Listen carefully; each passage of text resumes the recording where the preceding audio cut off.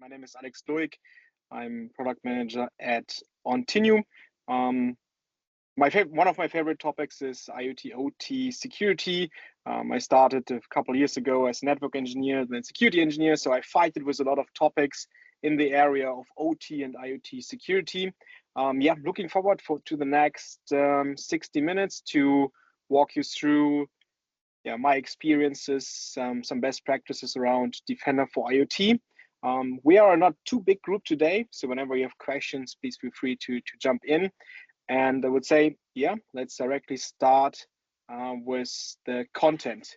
But before we directly go into details, I would say let's quickly do a warm-up activity. We prepared some questions. Wafa will just send in the chat in a few seconds.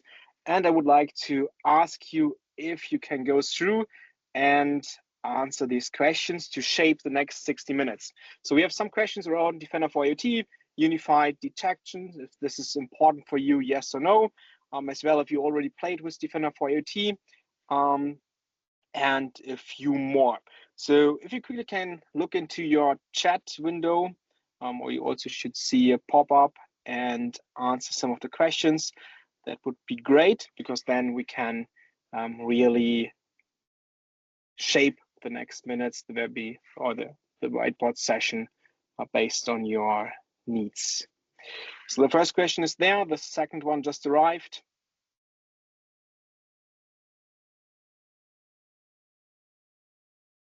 And we are waiting just a few seconds so that everyone has the chance to vote.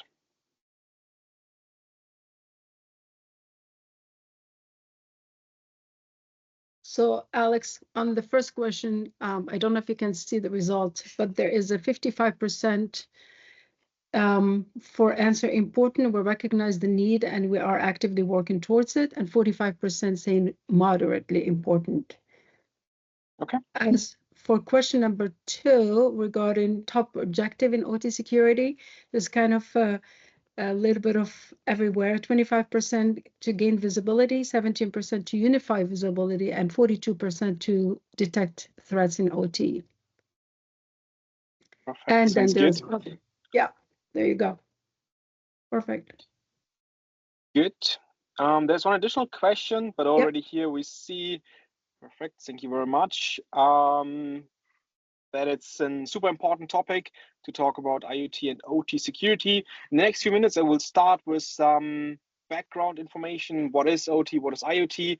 Talk a little bit about the history, then about Microsoft Defender for IoT, and then we directly jump into the whiteboard. So it's important that you already thought about how important it is, especially also the unified approach to bring IT and OT together. Great. Then on the whiteboard session, I will focus on visibility and threat detection. And there's the last question in regards to have you evaluated Defender for IoT? I will give people a few seconds to answer the last question, but directly jump into the first slide. First slide is a quick wrap up to talk about the differences between IT, OT, and IoT. I assume all of you are familiar with information technology. So this is what we all know from the business side of things. Then when I talk about OT, operational technology, I'm focusing on control and monitor of physical processes. So PLCs, HMIs in the shop floor environment, mainly around the production machines. And then we have the IoT, Internet of Things environment that bridges both a little bit. So we have enterprise IoT in the IT area, access controls, cameras, and so on and so forth. And then in the OT area, we have also the IoT systems that extend operational technology, are cloud connected to upload data, but are mainly used to really extend the functionality to get additional data that then can be processed in different ways.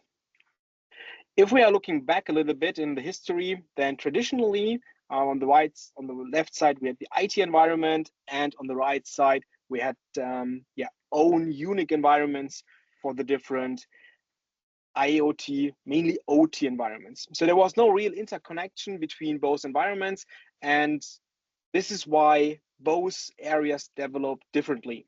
in the IT, it's super normal that we update systems. So we are cybersecurity aware. We make sure that we patch vulnerabilities.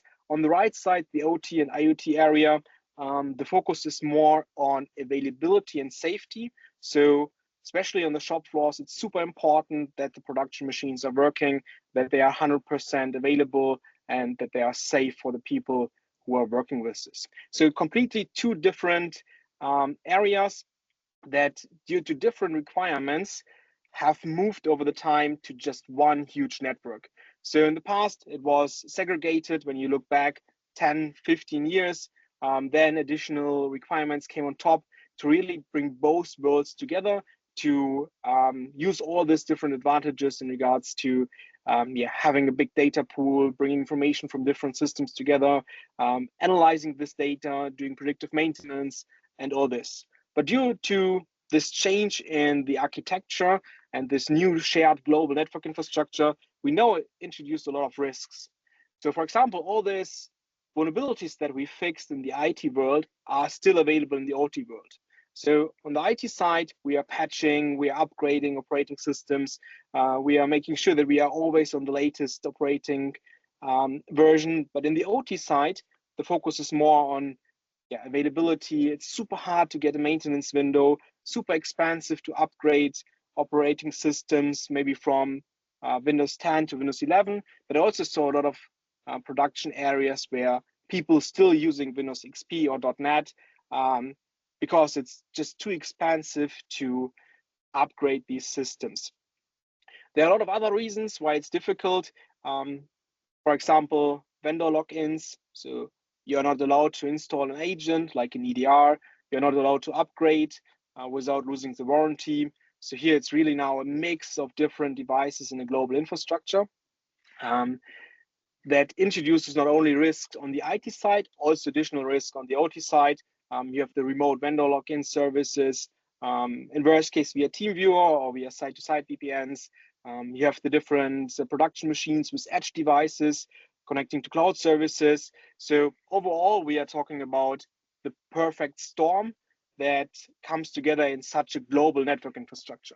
So with outdated hardware, legacy hardware, limited resources, and at the same time as well outdated software, we are from time to time really limited on the options we have to update the systems. We don't have modern security features. Patching is always difficult, but then we also have a lot of misconfigurations, especially because people in the OTR area are not so driven by cybersecurity. I saw hundreds of systems just with standard passwords. So here it's really also not only outdated software, it's also unused services, default credentials, and a lot of missing security settings as well. The last point is then unique protocols. Also here in the IT area, we have multiple versions of protocols. For example, SMB version 1 to SMB version 2 and version 3. But in the OT environment, we are still talking often about unencrypted protocols, legacy protocols, where it's super difficult to really update this protocol because so many different components in a production machine, in a shop floor are using this. So now the big question is, what can we do? One of the first steps, obviously, is network segmentation.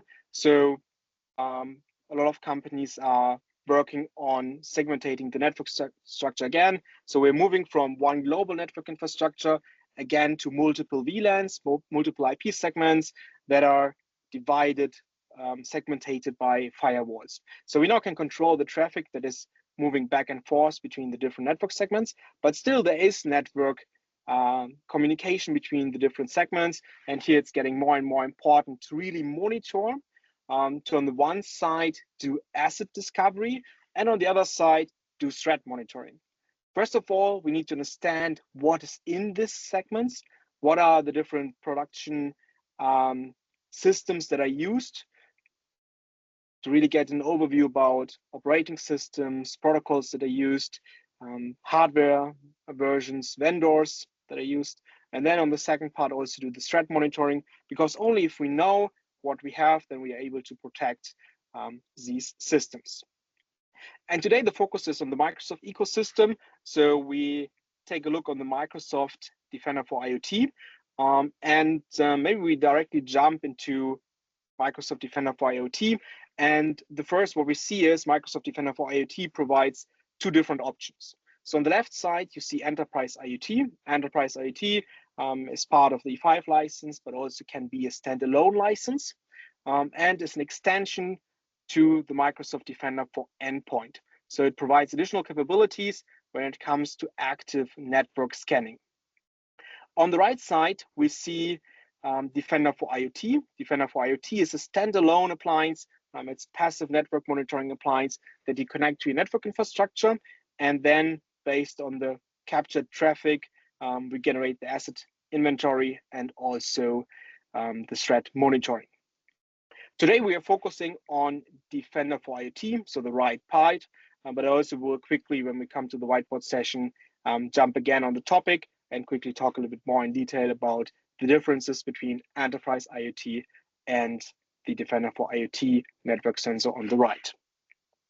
The Defender for IoT network sensor is providing three different main capabilities.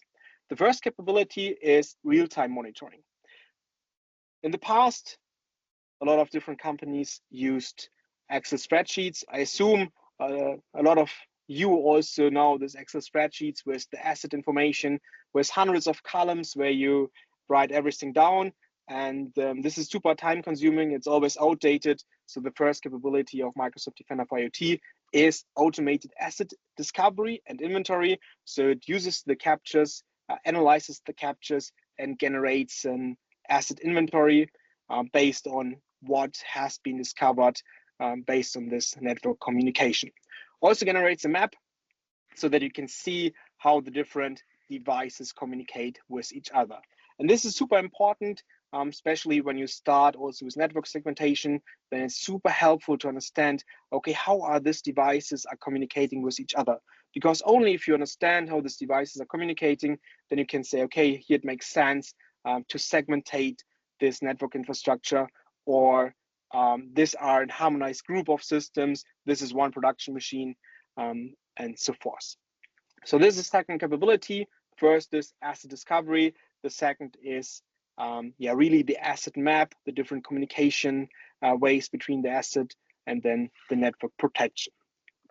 Third part then obviously is the threat detection. So this is why we are talking mainly about Defender for IoT, to really be able to generate visibility in this black spot of the infrastructure.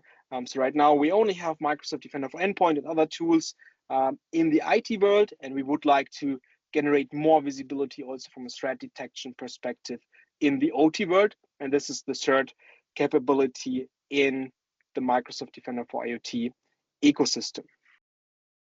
Now I talked a lot about Defender for IoT and more theoretical part. And let's directly jump into the whiteboard session to go into more a practical discussion on how Defender for IoT can be used. Just a second, I'm sharing my whiteboard and then we directly start. As I said, if you have any questions, then just let me know and we can directly share the question and discuss the details. Good. So here on the left, I start with a quick discussion around. Alex, there's a question on in the chat window if you would like to address it before you get on your whiteboarding session. I can address it just in a second. So it's around software-defined networks. That's perfect. Good. Quickly again regarding Microsoft Defender for IoT and the different licenses. So here we have the line between the both different functionalities. Enterprise IoT on the left. I personally like to draw it like this. You have one VLAN. In this VLAN, you have a PC, and on this PC, Microsoft Defender for Endpoint is running. But you have different additional devices where you don't know what exactly this is. Then with Enterprise IoT, you can extend the Microsoft Defender for Endpoint active scan functionality, and Microsoft Defender for Endpoint can scan the network with OT focus to identify these devices. So the main part here is the focus on inventory. This is part of the E5. So in case you have an E5 license, then it's already included. If not, then it's also available as a standalone license. On the right, then we have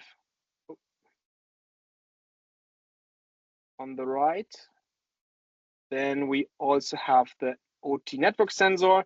The OT network sensor, as I said, is a complete passive monitoring system. So you need the network infrastructure, maybe with a core switch, different access layer switches.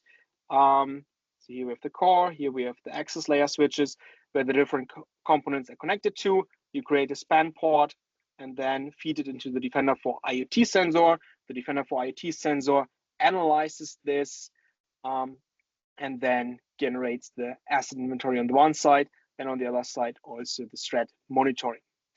Important here, it's completely passive. It generates also inventory, but at the same time also threat monitoring. But it's not part of E5. It's a standalone license based on t-shirt sizes. So you have 5 different t-shirt sizes. It starts with XS, goes via S, M, L to XL. Starts with 100 for a small site, 250, 500, 1000, and 5000 devices. This is per site. So if you have multiple sites, then you need multiple licenses. For example, if you have 5 small sites, maybe you need 5 XS t-shirt sizes, and in addition 5 S for maybe bigger sites. And all these licenses are available directly in the Microsoft portal, so that you can buy the licenses, then create the plans and integrate this into the Defender for IoT environment. So today we are focusing here on the right part, the passive network monitoring solution. Let's go into some more details. I already prepared a bit here. Important when we talk about passive network monitoring is that we understand the traffic flow in a network infrastructure. So the first thing we normally do is really to deep dive on how the traffic flow is. And what I see in most of the customer environments is they have a core switch on top and then different access layer switches that are connecting the different devices in the different environments. For example, here we have our core switches on top, and then we have our access layer switches. So this is the access layer, and on top the core switch. And then we connect the different devices to this access layer switches so that they have connectivity to each other. So I already talked about this perfect storm, and we see that more and more companies starting to do network segmentation. So there's most likely also a firewall connected to the core switch so that you can segmentate the firewall in different segments. A good example would be for network segmentation that there's maybe one VLAN for PCs. So here on the right, we have 2 VLANs or 2 PCs. We put both in VLAN 1. Then we have here some production machines. Maybe the production machines are in VLAN 2 on this switch. This is as well VLAN 2. And then maybe here's a cloud connected device. This is VLAN 3. And now it's super important to talk about the traffic flows. So how is the traffic moving in the network infrastructure? Because only when we understand how the traffic flows, we can find the most important points, the strategic points in the infrastructure to capture the traffic. Let's start with the first example. In case this system would like to talk to this system, then the traffic is directly switched on the access layer. Both is in VLAN 2, so the traffic can be directly switched on the switch itself without going to a core switch or the firewall. Another example would be if this PC here in VLAN 1 wants to talk to this robot. Then we have different VLANs, so we have VLAN 1 and 2. So maybe the traffic goes up through the firewall and then to the robot itself. This is maybe example 1. And then on top we have a third way, a third example, in case we have different systems in the same VLAN but on different switches, then the traffic can be also routed directly on the core switches. Here in the third example, we have maybe again,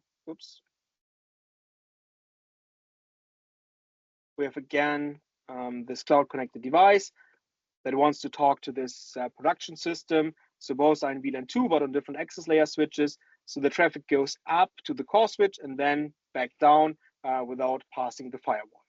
So now we have 3 different traffic flows in our infrastructure that we need to consider when we want to find the best points in the infrastructure to really identify where to capture traffic. This is now based on a firewall. In case you use the software-defined network, then the traffic flow can change a bit. So here, if you have a software-defined network, it's super important to also understand how the traffic flows in the infrastructure to find the right points where you can capture the traffic. But important is, as soon as you have the infrastructure analyzed and you see where the traffic flow is placed, then you start defining the captures on the core switch. Here we start with core switch and on the other switches as well. So here, for example, if we're just focusing on the core switch and forward this traffic to a Defender IoT hardware appliance. By the way, the hardware appliances are not delivered directly by Microsoft, but there is a company called Arrow. Microsoft works closely with Arrow together. So if you need a Defender for IoT hardware appliance, then Arrow is a good partner. There you can directly purchase appliances that are pre-imaged.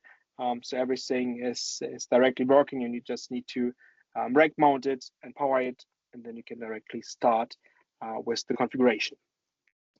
So here with the span port just focusing on the core switches, our main problem is that we only see traffic that is passing through the core switches.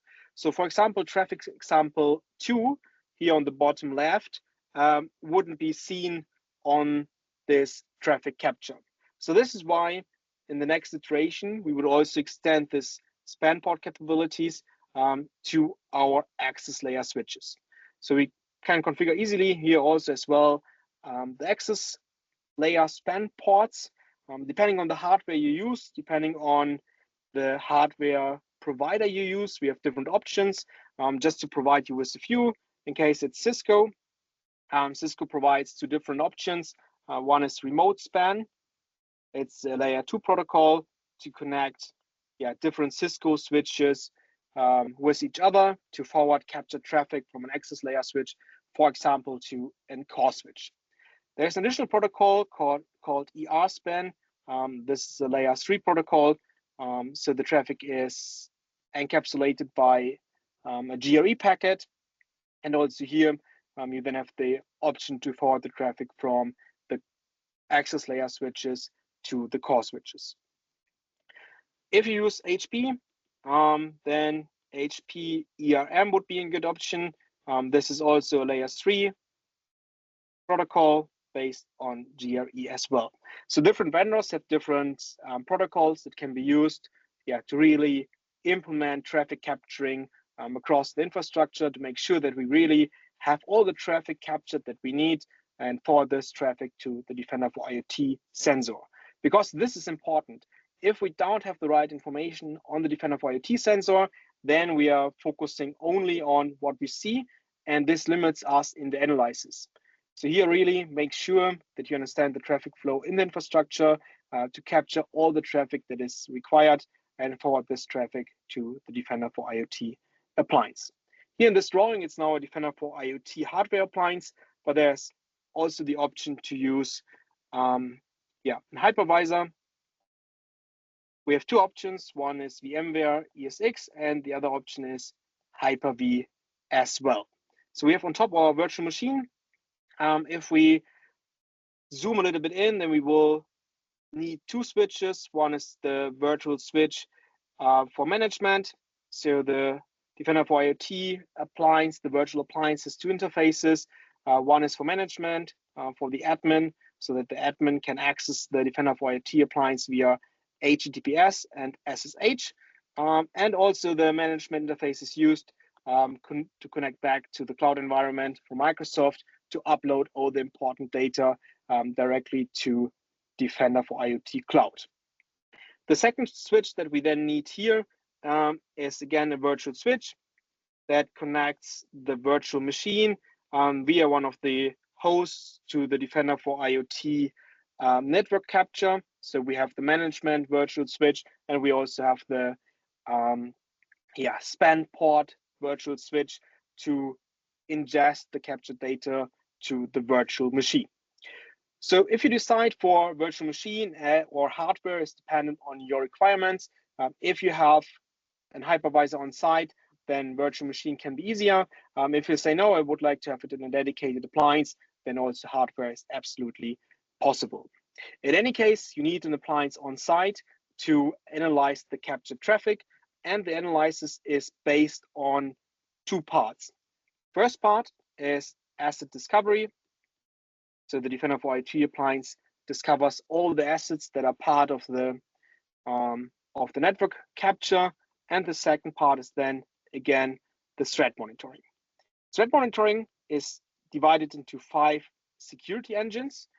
So it starts at the bottom with the main engine. This is the operational engine.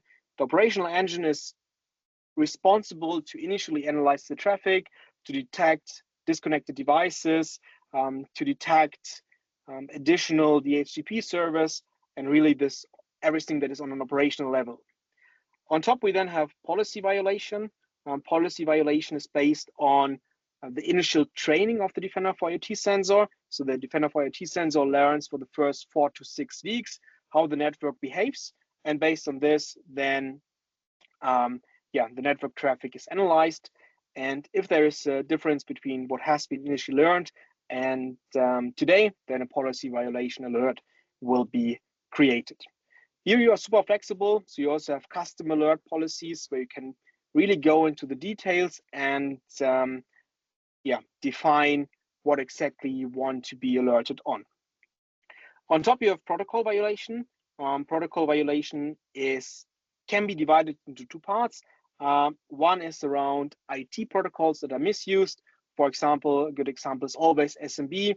Maybe the SMB headers or the protocol is misused to exploit an SMB version 1, version 2 vulnerability, but also then on the OT side with Modbus, OPC UA, you have monitoring of these protocols in case the sender sends a message but never gets a reply. This would be, for example, a protocol violation. Also, if it's not replying in time, if you have some delays, all this would be part of the protocol violation security engine.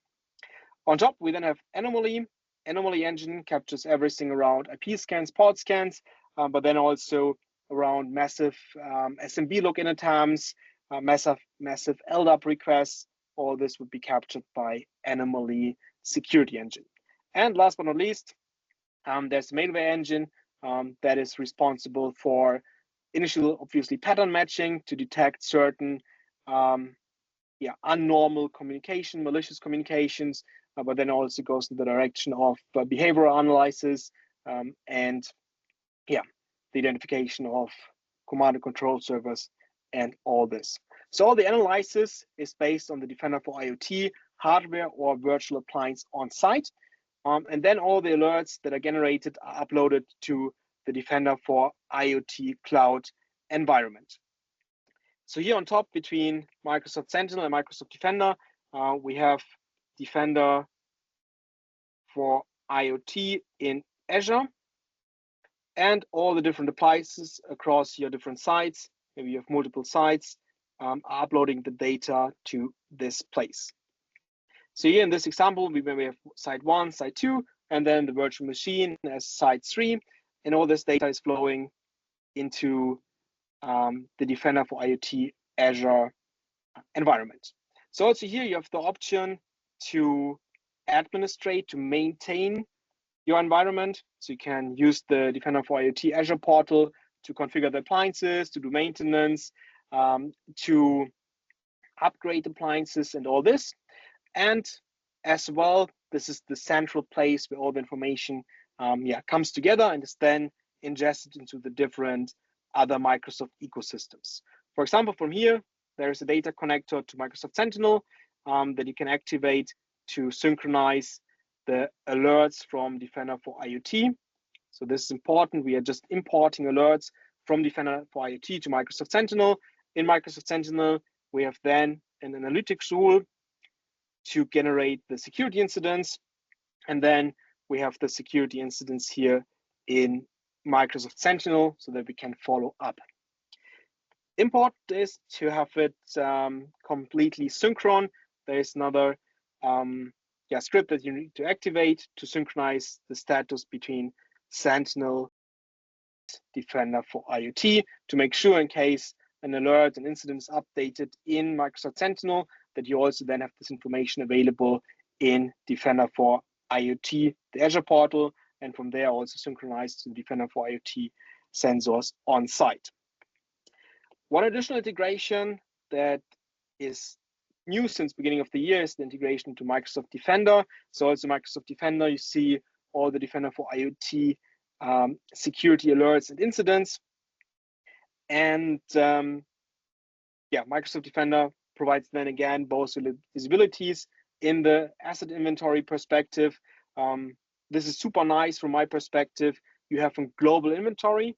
So here we could say we have a global inventory bringing together IT and OT environment. So from the bottom, we get all the information from Microsoft Defender for IoT. But also from the other side, we get the information from Microsoft Defender for Endpoint, Microsoft Defender for Cloud, and all the other different security controls that you have in place, so that there's really one global inventory that deduplicates, merges all the information from both environments. Good. So from an overall perspective, to quickly go through again, it's super important to understand the traffic flow, that you find the right points in the infrastructure to capture the traffic. And as soon as you capture the traffic, then you can define where you configure the span ports. Maybe just one additional point in regards to the span ports, to make sure that you don't have the need for a super big license. I always recommend to have an OT focus on the span communication, so that you say, okay, I just focus on OT VLANs, because the transparency for IT you already get from the other security controls, Microsoft Defender for Endpoint. So this is why it here makes sense to really say, okay, I'm focusing on my span ports on OT. It saves you license costs, but then on the other side also resources for the Defender for IoT appliance, and really makes it more efficient only to have the traffic that is relevant for the OT security. One additional point here is you have IP subnets configuration here. So if you have a huge subnet and there's only a small IP range with IoT assets, you can also define IP subnets directly on the Defender for IoT appliance to reduce the scope that is analyzed, so that all the other things are part of the IT environment. Good. Then we have the 5 engines. Then we correlate all the data in Defender for IoT. From Defender for IoT, we have then the integration into Microsoft Sentinel and into the Microsoft Defender XDR environment. Good. Hey, now Alex, I talked a lot. I see there is a question in the chat.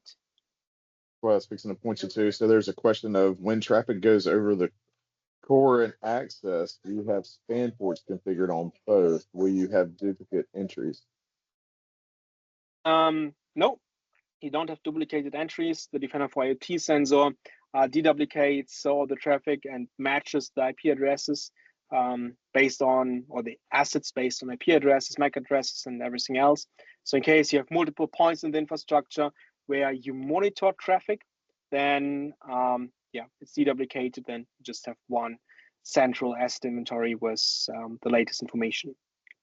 In case you have maybe as a small excursus as we have a few minutes more time, you have some super special network environments. For example, here PC that is dual homed with an OT switch, where then you have again the different components connected. So the PLCs, HMIs, robotics and everything else. Then you would also have a visibility gap here because from a traffic perspective, we only see the traffic that is switched via the access layer switches and not the traffic that is behind this dual home PC. So also here it would be possible to configure an additional span port and integrate the span port then into the Defender for IoT environment, or have a small dedicated Defender for IoT appliance directly here at the OT switch. Also then you would have different places where you capture the traffic and everything would be deduplicated and harmonized to make sure that you just have one asset inventory and not multiple assets for the same device. Good. Are there more questions?